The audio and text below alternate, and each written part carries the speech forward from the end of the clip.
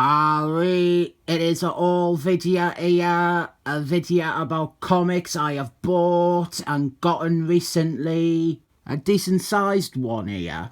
We have got some new comics, we have got some random odd ones that I wanted, and we have actually got another comic I have been looking for ages. Kicking off with the new comics, we have Green Lanterns by Van Morrison, and we have a bunch of death metal. I'm not even bothering to say what is what now, but I will say that I also skipped that one that Martin Quaid wrote a story in. It's a shame because the main story in that is by Joss William, and I do actually want to read that because Willie West is in it. But I am not getting anything now that Martin Quaid contributed, and also Gail Simon did as well. I think I am burnt out on death metal. I have tried reading the next issue that I am up to, but I just can't get through it. This is the end of the crossover here, and I almost have the complete thing. Then we have some harder stuff. Avengers here. This is West Coast Avengers, issue 25. And I didn't have any of the Steve Englehart run on this book because it is mostly quite bad. But I have read it, I read it in scans, and I remember this being a fun little standalone where Wonder Man fights Abomination Man, Tim Roth, and that is like the whole issue, not stupid bollocks with the cat people. Then I have Days of Future's End, issues 2 and 3. This series managed to extend its birth with me. That is birth with an E instead of an I. I'm not pregnant with a weekly maxi series.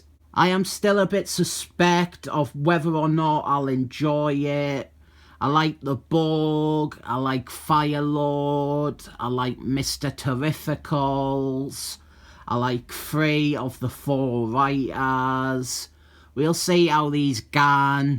And here is the aforementioned comic I have sought for ages. This is SpiderMan Team Up 131 by Jim Tomatoes. And this sort of ties in with the Jim Tomatoes Defenders run, which is why I wanted it.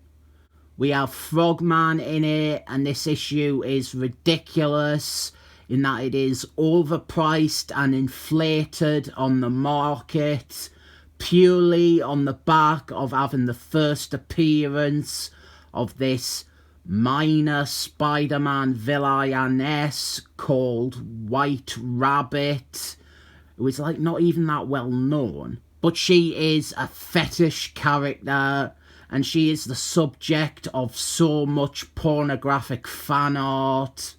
It is quite astonishing how a bunch of furries and weirdos somehow have made it so that this issue is priced absurdly high. I got it for a tenner, which is a fucking steal, considering it usually goes for about 40 quid. Another Spider-Man here. This is Amazing Spider-Man 253. And this is the first appearance of Rose, your boat. Fuck, that can't be his name. That's too long. Let's have a competition. Say the wrong name for this Spider-Man character, the Rose, down below. Best one wins. I won't count Roderick Kingsley as a valid wrong answer, because that was Tom the Falcon's original idea, and I think it is better than what we got. The Rose, he should have been Roderick Kingsley, and Hobgobbler should have been Kingpin Man's son. That was his take on Hobgobbler's identity, and I think it works best. This was only £3 and I was surprised, but then I remembered the Rose is just a minor character that nobody cares about. I quite like him. Superman, this is alphabetical. After the new stuff, this is alphabetical, and this is Superman. This is action and comics, which you might think should be first because it is an A, but it is Superman.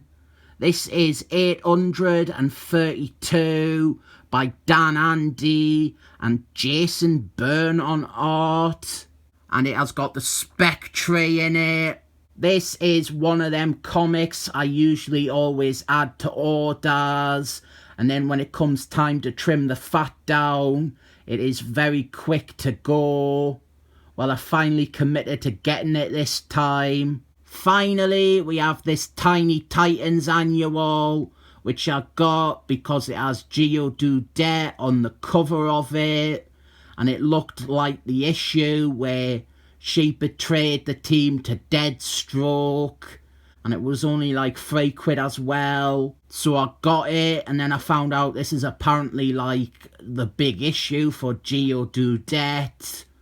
This is the Mark Wolfenstein and Jorge Perez one, where she dies. And now the basic idea from that Secret Files and Origines one shot. She betrays the team to Deathstroke, and then predictably redeems herself in the end at the cost of her life.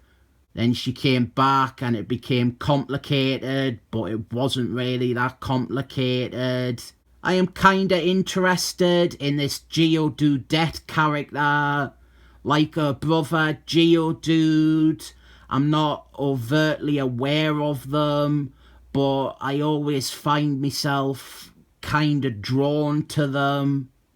I got this at what must have been a financial loss to the seller, because most copies seemed to go for 50, 60 quid. That was my haul video. 7 thumbs up. Bye.